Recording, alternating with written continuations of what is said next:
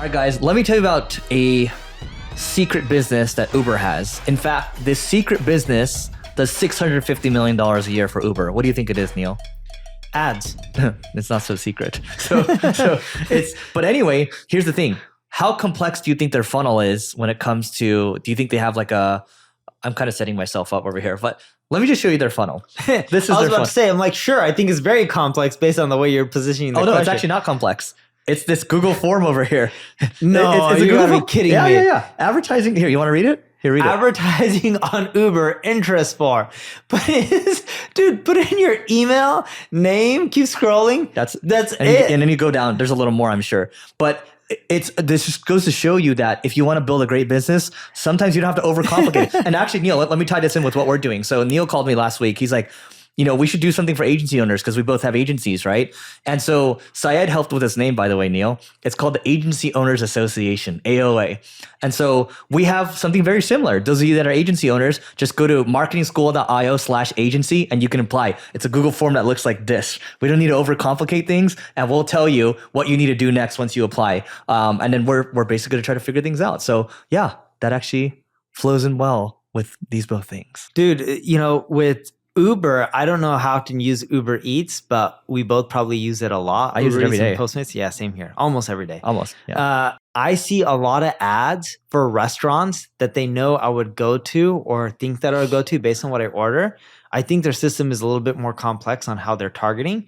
And they give me deals and discounts, so I just order. But their tech is complex, but the actual getting into the funnel is so simple, which I love. That is so simple. I think they'll end up changing it once they end up generating more revenue. Yeah. But yes, I totally agree with that. Did you see this Deepfake CFO thing? No. So here, let me I read saw this. the Deepfake. I heard about it at least. Deepfake Taylor Swift, right? She had some nudes? issues. I think it was nude pictures or something, and then people started blocking them. Was it Microsoft or some of them started blocking with them? Yeah. Well, here, let me read you this headline. So an entire cast of deepfake people tricked a CFO out of $25 million. In the multi-person video conference, it turns out everyone was fake. So that's crazy, right? Because a CFO, if he was tricked out of $25 million, what else is going to happen? I see random, I'm sure you get these as well, these random phishing attacks. But we're getting to the next level now. And this is where I think blockchain actually comes into play. And Alex Sohanian from Reddit was saying this. He founded Reddit. And he was just saying this is where blockchain makes a lot of sense. Because you want to talk about protecting your identity. You want to talk about verification and all that. This is where it all comes into play now. Because we're going to see a lot more of these deep fakes. Hopefully you don't lose 25 million. Hopefully I don't lose 25 million. That's a lot. And dude, I can see people creating deep fakes of a billionaire, like Elon, maybe not Elon Musk. You have to go to B tier. Yeah. So someone who's on Forbes that has $2-3 billion, so not as much as Elon, which is still a ton of money. Can't be famous though. Yeah, can't be as famous, and they create a video and target you and send it hey, got this investment opportunity, love what you're doing, blah, blah, blah, send some money over here, and then boom, people are going to get scammed out of Bitcoin. Yeah. I remember living in Miami, I'll be hanging out with people and they just randomly ask me I'd be sitting in a car with this guy and he'd be like, hey, I'm putting money into the Twitter deal. Are you interested? And then he's like, yeah, you got to put up 500 grand. Can you just send it today? I'm like, and he just kept asking me, and I'm in the car with him. The guy's driving. Can you just send it today? Can you send it today? And I'm just like, dude, no, I'm not going to just 500 grand into Twitter. And by the way, I love Twitter. I'm glad I didn't put 500 grand into it because you would have gone back what? Not much right now. No, dude, that would have been so expensive. Yeah. Did I ever tell you that one of my old people that worked for us, who was a cook, I won't mention their name, got mad at my wife and said that Neil conned me out of Bitcoin or some cryptocurrency. I think it was Bitcoin. Yeah. And my wife's like, what do you mean? She's like, I was having an affair with your husband. And this was during COVID. And then my wife's this other person said they were having an affair with you? Yeah, they used to work for us. And my wife's like, how's this possible? It's COVID. And it wasn't just COVID, it was COVID lockdowns, right? Yeah. So then she's like, well, it was more just through texting and we pretty much had everything over TikTok. At that time, I didn't have a TikTok, or was it Instagram? Either way, one or the other, but when my team was using it. So my wife's like, can you log in? And I'm like, honey, I got to go find my login. Yeah. So I call some of my team members and my wife's like, no, it can't be my husband. He was here. And my wife also knows who the person is because they work for us, of course, but she knows what my type is, and she's not my type, but she's just like, I was like, no, I didn't. And my wife's like, oh, cool, I trust you. I'm like, all right, whatever. This is a moot point. Yeah. So then all of a sudden, she's like, yes, I've even seen his body or whatnot, and he sent me pictures. And then my wife's like, okay, forward it to me. So one, I'm OCD. When I first met my wife, one of the reasons I knew it was meant to be is when I was at the airport, I would go around checking each and every single gate to figure out which seat is the cleanest so I can sit down on it. I'm like that OCD, and my wife wiped it down with sanitizer. She went into one of the stores like Hudson, got some sanitizer, and then I sat down. So then first off, this person sends a picture with them wearing shoes on the bed. Okay, so that's already a no-go. I don't wear shoes. 2, they're basketball shoes. I don't own basketball shoes. The third one, and this was the real dead giveaway, is it was a Caucasian person. Oh. I'm Indian, so I'm pretty sure there's a difference in skin color, right? Yeah. So then my wife's like, this isn't even my husband. This person isn't the same skin color even. Not by a little bit. Like I'm talking about someone who was really pale in skin color. I'm brown and tan, right? Yeah. I'm not trying to be racist or anything. I'm just saying it's the reality. But no joke, she was pissed off because she said, your husband duped me out of $500 in Bitcoin. My wife's like, my husband wouldn't try to get $500. She's not trying to be rude, but like I wouldn't try to run a scam for $500. One, I wouldn't try to run a scam, but 2, you would go for more if you were going to run a scam. Dude, I do dinners where sometimes they cost $2,000-$3,000 or $4,000 or $5,000. I was just like, whatever, it's a normal night. And I'm not trying to boast. I'm just saying that's the reality. A lot of it's business expenses, but nonetheless, I got scammed, and she ended up showing my wife the thread. I was on either on Instagram or TikTok or whoever was messaging. And then my wife's like, this isn't even my husband's username. And it was just someone, faking as if they were me. She must have told someone that she worked for me and like, oh, they have money. Let me just. Yeah, but your wife she started looking into it. That's the thing. These, and then she caught it, but there's still some, like, imagine how much more sophisticated these are going to become. They're going to be so much more sophisticated because people are going to send a video of me and then they're going to try to fake people. Yeah. But what was crazy about this whole ordeal and experience, the lady was still pissed off. And even when she's like, no, this is my husband, she's like, okay, what are you going to do to reimburse us on the money lost? We're like, nothing. We didn't do anything wrong to you. We're sorry about it. Yeah. And she was really angry with me. She's like, my wife's like, you're getting mad at me when you were trying to have an affair with my husband, even though it wasn't my husband, but you were trying to have an affair with him. Yeah. Here's the thing. I think for everyone, the takeaway here is, 1, be vigilant. 2, these scams are going to become a lot crazier. There's also like evil marketers as well. So you got to be careful. 3, you got to learn how to secure your stuff, right? You got to protect yourself.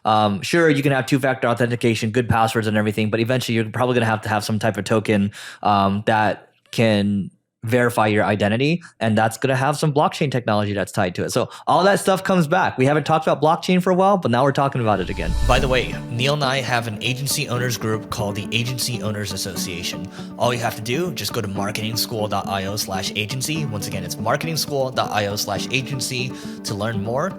And now back to the show. Dude, blockchain is coming back. You see the A16Z, they started talking about blockchain. What'd they say? They were just talking about, there's a lot of potential there and fundamentals and the technology, the same old stuff that you hear. Our friend, so we have a mutual friend. He sent me something today, and it showed like the 9 best opportunities for this year, investment opportunities, which I don't usually pay attention to that stuff. But the first 3 were Ethereum, second one was Solana, third one is Coinbase, right? And then the rest are like defense stuff, and then you have like food stuff like Chewy, right? Yeah. I found that to be interesting. So that stuff's not going anywhere, and we'll just leave it at that. We don't need to talk about blockchain all day. We can end it off with this one over here. So do you know this guy? So he's a friend of mine, Matt Paulson. Do you know who he is? No. Okay. So I may follow him on Instagram. Is that the plane guy? He has a plane, but I don't think he's a plane guy. Not Instagram, on Twitter. He bought a plane. He just bought a plane. Yeah. He has like some newsletter, financial business or something. Yeah. I follow him on Twitter. He puts out good content. He does. So he says this. Yahoo. So basically, these are some email marketing secrets for 2024 and beyond. So he says, here are 24 ways to get started. And these are email secrets for anyone that sends more than 5,000 emails per day. So more than 5,000 people. So I'm just going to rattle these off really quickly, and then we'll go from there. I'm just going to get the first 10. Number 1, target a 20% global open rate or 40% open rate, including fake MPP opens. Cut down your segments until you reach this number. MPP is Apple's opens, I'm assuming. You know what MPP is? No. Okay, anyway, we don't know what MPP. Neil's Googling it, I think. Yeah. So number 2, use Kickbox, Never Bounce, or Bright Verify to verify every new email before adding it to your list. Do you do that? MPP, mobile measurement platform. Okay. So what was the second one? Did you ask? The second one is, do you use anything like Kickbox, Never Bounce, or Bright Verify to verify every new email before adding it to your list? We don't, but we don't have that problem because, knock on wood, we scrub our lists on a daily basis. Oh, daily basis. That's a lot. Okay. No, but on a rolling 30. Okay. So it's pretty good. Yeah. So we look at all the people who didn't open in the last 30 days and then we scrub them. And it's a daily rolling 30. So every day we look at the previous past. And that brings it to the third point, which is what Neil just said. So unsubscribe anyone who doesn't open any of your first 20 emails. And number 4, your daily 20 emails? I wouldn't go that far. Would you go 10? No, I would go like 5. Yeah. Well, your OCD is a little different. Your OCD carries over into your email hygiene too. I'm like, they don't want your emails. They didn't open up the first 5. You're like, I want to save money. 4, your daily sends should target 30-day active users, target 30 to 90-day active users 1 time per week, and greater than 90-day active users 1 time per month to reactivate them. I think that's pretty good. And number 5, automatically remove hard bounces, spam reporters, and invalid emails from your list. Most email platforms do the last one automatically. Number 5? No, the one you just said. It removes hard bounces. Yeah. Oh, no, number 5. Number 6 is don't count fake email open. So Apple MPP, which is what I just said as user activity. Number 7, monitor email open and click rates by lead source. Stop buying from sources that lead to low open and low click rates. Number 8, get rid of bot clickers. Use Cloudflare to monitor and prevent bot IP addresses from hitting your click tracking URLs. Number 9, penultimate one. Periodically check your IPs and sending domains for blacklist placements using multi. I can't see your screen. Yeah. Multi RBL. So multi RBL. I have no idea what that means. Valley.org. And so this will help you check your IP and sending domains for blacklist placements. So I'm going to spell it out for everyone before we go. The word multi. rbl.valli.org. So multi-rbl.valli.org. And then last one is use Glock apps, Inbox Monster, or eData Source to monitor your deliverability performance. Do you do that? Dude, this is just so complex. This guy sends a lot of emails. I send a lot of emails. He probably sends way more than me and makes more from emails than I do because that's his business. I think it's his business, right? Because it's a financial newsletter. Ads, yeah. Yeah. So ours is really simple. We get traffic. We have spam checks on our end, whether it's Cloudflare blocking bots, and our developer puts in some stuff where if people are too aggressive, they start getting CAPTCHAs. And we collect emails. We scrub our list on rolling 30. So every day we scrub it. If people didn't open in the past 30, we stop emailing them. And it's really simple. We send really good emails with great subject lines, content with text-based copy, little to no images, technically no images, short emails between 100 and 250 characters, 1 link, 2 max. Sometimes my team puts in 3 and I get a little pissy because I just feel that's too many and it starts affecting deliverability. Yeah. And that's it. That's the playbook. And you calculate what's your ROI when you send the emails, how much revenue you're generating, which type of emails generate the most. Because sometimes the ones with the least open rates and least clicks sometimes make you the most money. Believe it or not, like consulting emails. Hey, sign up for a pitch to get pitched by us on us doing your marketing. You're going to get way less opens and clicks, but it's going to generate more revenue. And then you can figure out what you want to do balance-wise. But that's as simple as we keep it. All right. We don't do much more than that. I don't think you need to. That's a good place to end it. So please don't forget to rate, review, subscribe. Maybe we'll go a little deeper in the near future, and we'll see you tomorrow.